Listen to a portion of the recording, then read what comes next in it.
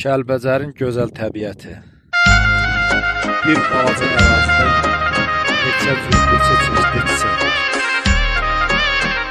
Biz gəlirik bu dünyaya, ayaq tutub yeriməyə tələsirik.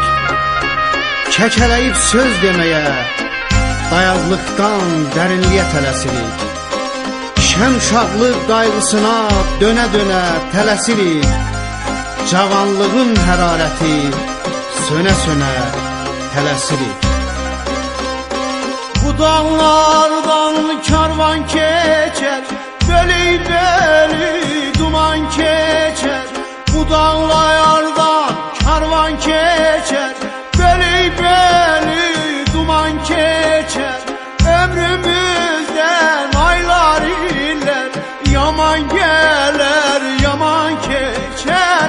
Ömrümüzdən aylar illər, yaman gələr, yaman keçər. Aman dağlar, aman dağlar, amansızdı zaman dağlar.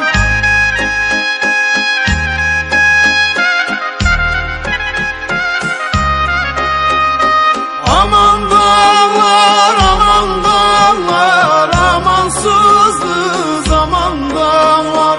Bir de geri dönmeyecek ömrümüzde öten çağlar. Bir de geri